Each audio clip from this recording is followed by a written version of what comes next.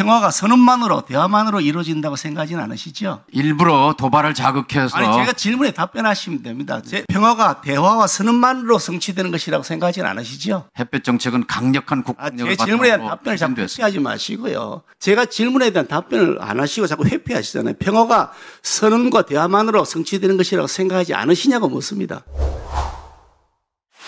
예, 김기현 의원입니다. 간단하게 질문하겠습니다.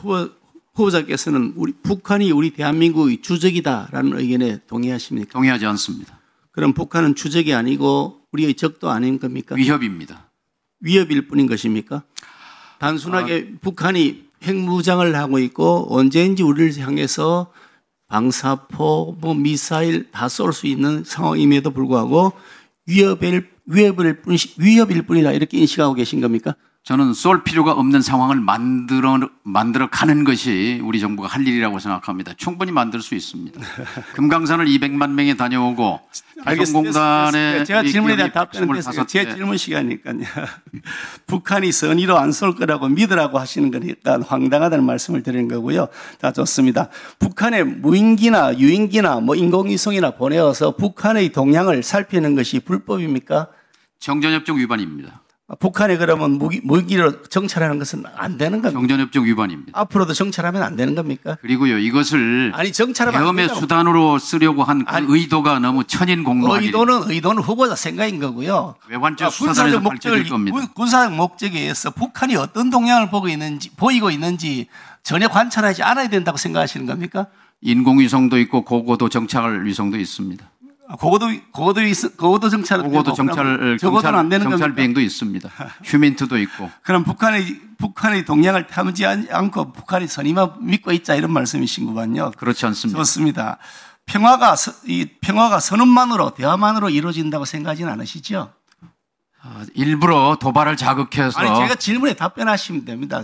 평화가 대화와 선언만으로 성취되는 것이라고 생각하지는 않으시죠? 햇볕 정책은 강력한 국방력을 제 질문에 대한 바탕으로 답변을 자꾸 실현됐습니다. 회피하지 마시고요. 제가 질문에 대한 답변을 안 하시고 자꾸 회피하시잖아요. 평화가 선언과 대화만으로 성취되는 것이라고 생각하지 않으시냐고 묻습니다. 평화는 두 가지가 다 필요합니다. 강력한 힘 그리고 두 가지를 다 대화와 아주 지혜로운 외교력이 필요합니다.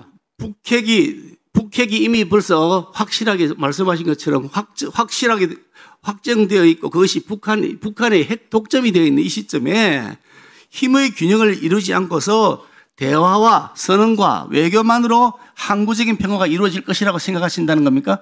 6번의 핵실험 가운데 4번을 이명박 박근혜 정부 제 질문에 대한 답변을 하시죠. 그렇게 생각한다고. 핵무력의 고도화는 이명박 박근혜 윤석열 정부 때 이루어진 일입니다. 거기에 대한 반성이 돼야 합니다. 반성부터 선행돼야 그럼 합니다. 북한 정권이 대한민국을 향해서 핵무기를 쏘지 않을 것이라고 확신한다는 뜻입니까? 민주정부 때 북의 핵 위협은 없었습니다. 윤석열 정부의 최악의 업적은 북이 전술핵을 사용할 수 있다는 언수를 윤석열 정부 때 한 겁니다. 북한이 총을 가지고 있는데 총을 쏘지 않겠다고 말하면 총을 쏘지 않는다고 확신하라는 뜻입니까? 총을 쏘라고 계속해서 자극하고 도발하는 것이 윤석열 정부입니다. 아니 제 질문에 대한 답변 안 하시고 자꾸 엉뚱한 말씀하시잖아요. 북한이 총을 가지고 있는데 대포를 가지고 있는데 대포를 쏘지 않을 것이라고 말하면 대포를 쏘지 않을 말한 적이 것이라고 없습니다. 하는 겁니까? 그렇게 말한 적이 없습니다. 지금 그렇게 말씀하고 계시잖아요. 쏠 필요가 없는 상황을 만들어야 한다고 쏠 필요가 말씀드렸습니다. 있고 없고는 판단을 누가 합니까? 김정은이 하는 거죠.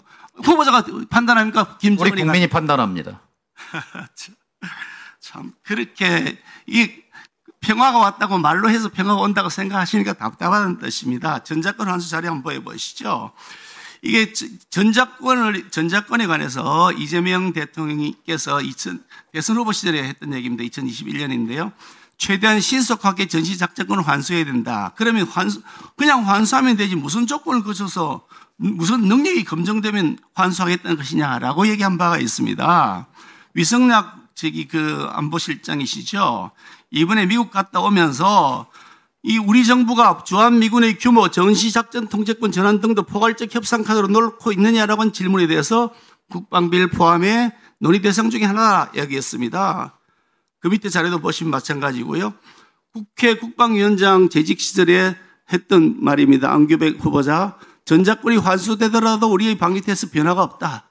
그리고 심지어 민주당의 원내수석 대표는 법 개정도 해야 된다라는 말씀을 하셨는데 전시작전권 환수가 이루어진다고 생각하십니까? 아닙니까? 전시작전권 가져오는 것이 독립자주국가로서 당연한 일입니다. 그러면 지금 당장 추진해야 된다고 생각하시는 겁니까?